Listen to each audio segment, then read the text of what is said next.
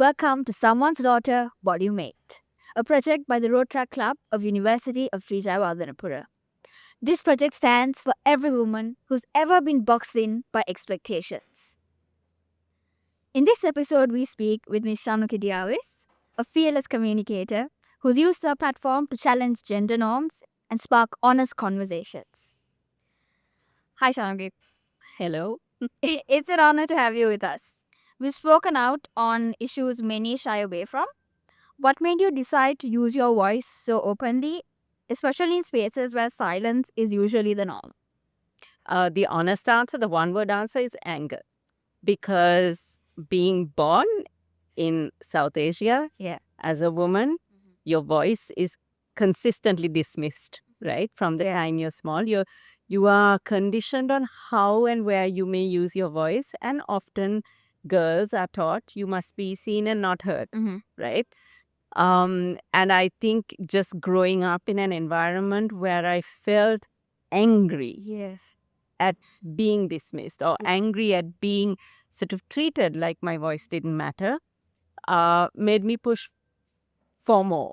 And I think it's just that fact that I've also been born into a very opinionated household, a very eccentric household. I do have the privilege of being in a family that kind of allowed me to be the drama queen that I am. So when I got used to sort of voicing out, and even in school having arguments with teachers, just debating, it was just this power that I felt when you have the ability to give an informed opinion, and you have the ability to change a mind with information and fact and conviction. That feels very liberating. That feels very powerful. And I think just going through a lot of unnecessary, I would say, experiences as a woman, as a girl, a lot of negative experiences where I felt like I didn't have a voice that spoke for me, or I felt like I was in a room where my voice would not be heard.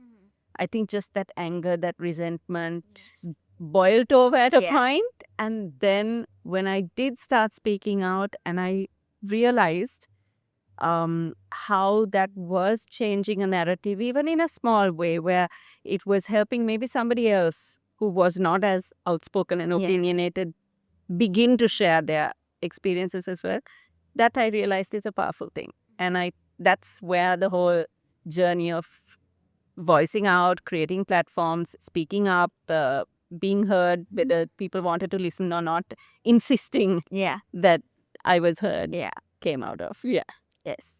I think that's a very important message that Shanuki shared with us today, because essentially when you do at the end of the day voice out what's been within you, and that sort of motivates you to keep going and also fight for your cause. It's very liberating. Yes. Very liberating when whether somebody has accepted what you said or not, it's just an incredibly liberating feeling to say, I've said it. Yes. I've said my piece. And I think along the way, there also comes a point where you're just like, it's okay, I don't care what anybody else thinks. I just said what I needed to say. Yeah. It can become a burden also, where you become known as maybe a troublemaker or, loudmouth. And, all the labels that they attach to a woman who speaks. Yes. Yeah. That's very true. Yes. So moving on to our second question. Cultural expectations often define what a good woman is. What stereotypes have you personally had to confront? And how do you stay true to yourself despite the setbacks and backlash? So, again, this goes back to, everything that you're taught as a child, right? What is a good girl? Before you become a good woman, a good girl. Now, be a good girl, listen to everybody. So, obedience, subservience, be a good girl, listen to your father, listen to your brother, because you're immediately put in that position where the man the male is the more powerful creature, and therefore, to be a good girl is to follow their lead. Be a good girl is don't speak in class. Be a good girl is bow down and say yes to every figure of authority. Don't question. Be a good girl is keep your legs together, wear things that cover every part of you, be a good girl is don't talk to boys. Be a good girl is, like don't look at boys even, like, because, if you just look at them, you're going to get an ideas. Be a good girl is don't have dreams that are outside of what society expects you to have. Bullshit. And I think, so those are all the stereotypes that I have also sort of been surrounded by growing up. And of course, you have friends also. Your peer groups will also influence you on what is a good girl. Everybody trying to sort of live up to that expectation of who is the prefect in school. It is the person who is the model of, composure, humility, soft spoken, all that, right? The graceful thing, who is sort of the teacher's pet, is that obedient, subservient, So, I think those stereotypes have always been thrown at me. I guess in a certain way, just the way I looked a little better than I do now when I was younger. So there's this expectation, right? The minute she finishes schooling, we'll get married, have the children, we'll be the nice trophy wife for someone. Those are all.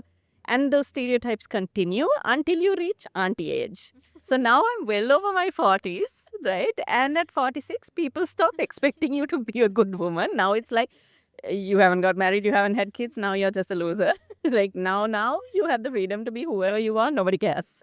Yeah. Okay. Well, kind of. That was very honest, I'd say.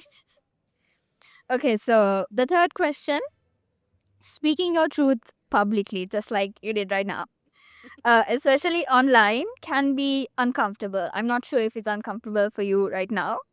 No, it's always uncomfortable because you never know who's going to take things out of context. That's also true. And when you have built a fairly public presence, or if you're in a position where, okay, say I'm using my voice to influence and do change making, pursue passions of changing, of working towards causes I care about. It's very easy for someone to misconstrue what you're saying, or for someone to deliberately sabotage you and your voice by taking things out of context, especially online, especially on social media, especially on platforms where it's super easy to now just take a bite and edit it and say, oh my God, she said this, and, or make mountains out of molehills. It is always a nerve-wracking thing. But does that mean I should stop? I don't think so. I think if every woman and girl out there who has been told online to shut up and, behave in a certain way and be a good girl, if we all kind of followed that rule, I don't think there would be any women out there making any changes. And the entire feminist movement is built on women speaking their truth, irrespective of what anyone else says about it or how much resistance is out there. Yeah. Yes. I think that's a very important message for our listeners as well, and the entire point of why we're doing this podcast as a whole as well, because by bringing together people who are very passionate about the things that they do, and also because they're not afraid to speak up about it. That's what's important to our listeners as well, and that's the message we'd like you to have through our episodes as well. So moving on to the fourth question. So awareness is something that is very powerful, but dialogue is what is transformative. Yeah. How can we make conversations around gender, consent, and equality more compassionate and less confrontational? Thanks for asking. That's a really important question, because I think nowadays this word feminist has become such an ugly, almost like an insult that's thrown at you, right? Because people have packaged the word feminism as this, man-hating, angry, kind of ruthless, person who should not be a toxin to society, like leading young girls astray and all that, right? But that is not what feminism is. That is not what progressive women are, right? And it actually stems from the fact that women have, in a certain way, because of years and centuries of resentment having been built up and having to fight for everything, there is a certain amount of anger. And rightly so. I mean, we have been repressed, we have been oppressed by the patriarchy. So that anger can transform into a very kind of exclusive, isolated position where you're almost like very aggressive in how you deal with the rest of the world. It's warranted and valid anger, but in order to shift the needle and to sort of have people join a movement, there has to be a positivity in the way you approach these conversations. And like you said, dialogue is what changes. Dialogue means it's a two-way conversation. Exactly. It's not about telling somebody, this is my opinion, you have to listen to it just because I gave it to you.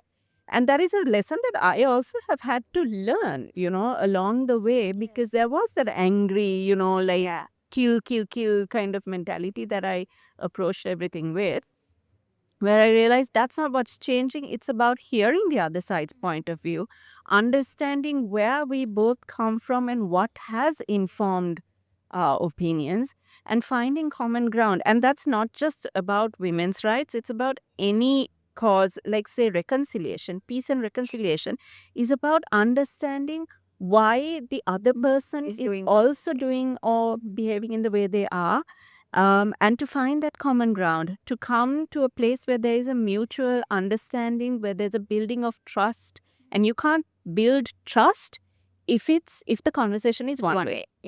It has to be a compromise. It has to be a give and take. It has to be compassion. The word you use is compassion and empathy, something that we women sort of possess in spades, is to really name and label our anger, but set our anger aside and lead with that empathy to understand the opposition.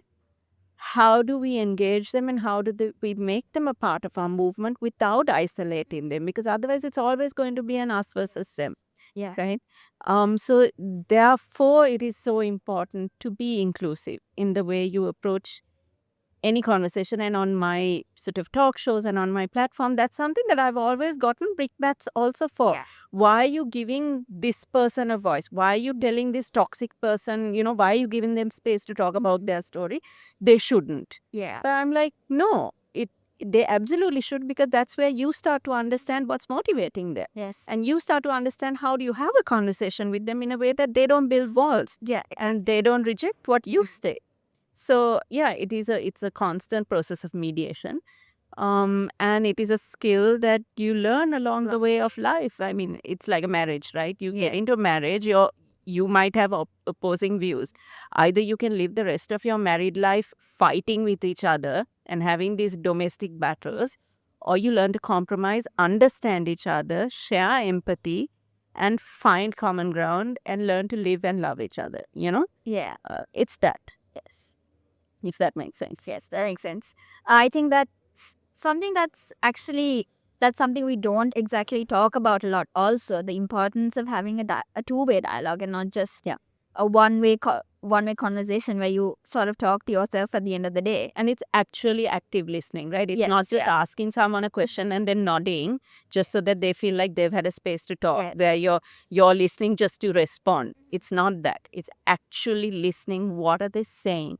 And what do you learn from that? Yes, and also what you sort of understand about what the person is actually trying to say instead of the words that they put out. Exactly. I think that's a very important message that all of us can continue to develop during our entire lives, I think, even as undergraduates, as ourselves, because that's something that comes in the way of a lot of things. Throughout your life, especially as a girl, you're going to be in a constant state of negotiation. That's true. You have to be negotiating for your place in the world. That's true. And it's only when you have that dialogue that somebody else will give you the respect that you deserve. Because they feel like you're mature enough to handle have that conversation. Because if you're going to be stubborn and no, I don't care what you think and this is what I think, you're never going to break any barriers for yourselves. So and at the end of the day, you're not really getting anywhere after that. So you're just living a whole life of bitterness, increasing bitterness, and that's not helping anybody, especially yourself. That's true. So moving on to our next question. For young women who want to speak up but fear being judged or misunderstood, what would you say to help them find their courage? Okay. So here's the thing. That is something that the old Shanuki can relate to, that fear of being misunderstood or judged, because it was a case of constantly wanting to be popular and constantly wanted to be approved of. And then realizing that when I try to make somebody else happy, I'm not happy. Yes. Right? And that could be parents, that could be society, that could be relationships. So what I would ask anyone is to first understand what makes you happy, what makes you fulfilled. And if you're dealing with with something, a situation or a conversation or an environment where you feel like you are losing your sense of self, and what really makes you feel worthy and proud of yourself and fulfilled, if you're losing that and you feel like you are going to have to compromise on that for the sake of anything else, I would say that would be your starting point, to use that as your guide, yourself as your guide. The other is support. Yes. Find your circles, find your tribes. It takes a village. Yes. And it's nice to think that, powerful women are women who have done it all themselves, but they haven't. I trust me. There has always been at least one or two other people in their lives who they have drawn strength from. So find your tribe. And that tribe is very easily accessible even online now, if you're an isolated person who doesn't have physical sort of circles to talk to. And find other women who are using their voices that you can draw inspiration from. Learn from them. Find mentors. And that will help you feel supported in forming your own voice. Learn as much as you can. Inform yourself on what you want to talk about and speak out about. Don't make it only an emotional argument. Let the emotion drive what your passion for speaking up for yourself, but get the facts right. Yes. Right? Because otherwise, again, nobody's going to listen to you if you don't have the facts. You have to be irrefutable when you stand up for yourself. So, yeah, that would be it. Use yourself as your guiding light, your own inner fulfillment. Find your tribe and have the facts. And then it'll come. Yeah. Little by little, when you make one small difference, you'll realize, oh, you can do more. You can speak for more. So don't expect the world to change overnight. Make little bits of progress in what you want to work towards, and you'll find that it does work out for you. Frustration is a big thing that a lot of girls give up because of. Yes. Because they feel like they're just constantly fighting against the tide that's too strong for them.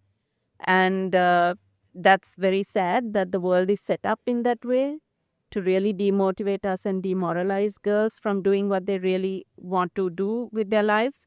But I think just finding those little outlets where you can, dream again, or where you can feel like, yes, this is who I am. You have that to draw from. I think that will help along the way. Yeah. Yes. So thank you, Shanuki, once again for that insightful answer once again. So as we wrap up, what's the one message you hope that every listener carries forward from this conversation? I know you've been speaking a lot about the messages, but one final message. So every listener out there is, I would say, listen, I'm not the expert on anything, right? I'm an expert on me, on my life, what's worked for me, and what my truth is. But my truth doesn't have to be your truth. And it's very easy to listen to podcasts and this person said this and therefore this is my... No, I think find yourself first. Find yourself, and you are not in somebody else. That's my sort of, I would say my advice is, before you speak up for yourself, before you advocate for yourself or anything that you want to advocate for, find yourself, find your truth. When you know your truth, then your conviction becomes that much stronger. And then you can formulate your strategies on how to live your truth. That's true. Yeah. I think with this, what we're basically trying to say is to first work on yourself before you You may be, I mean, it's okay to send your message out there, but if you work on yourself and if you get the facts right, that just makes your, I wouldn't say argument, but that just makes your purpose a lot stronger. Yeah. And it's a journey, Manushi. It's not like, it's not to say that your voice doesn't matter if you haven't found yourself yet. Yeah. You will find yourself in this Long way. process, right? It's always a learning curve. We are constantly learning. Never, ever be arrogant enough to think Yes. that you know everything at any point of your life. That's true. Right? Your life is going to keep changing. Your life is going to keep surprising you. You're going to keep changing. Yes. Your mind is going to be, and we're women, right? Our minds will change. What we believe is the Bible today, in 3 weeks, you'll have a completely different Human being. need and want. So give yourself grace to make the mistake and give yourself the openness to keep changing. But that constant process of looking after yourself Yeah. is what's most important. That's true. Yeah. That's actually very true. And something I also agree with, and something I've also realized along the way, is to give yourself the time and the space to, just decompress even. Because your mental health is more important than anything else. Exactly. Yeah. Yes. At the end of the day. So thank you, Shanaki, You're welcome. for your honesty and your fire. I don't know how fiery I was today, but thank you for having me. Yes. You've shown us that speaking up isn't just brave, it's something that is very necessary. To everyone listening, your truth matters. Your questions matter. And as a part of someone's daughter, it's our message that you continue to strive towards sending your message out there, getting your facts right, but also not giving up the hope that your message doesn't get lost along the way. Stay tuned for our next episode of Someone's Daughter Volume 8.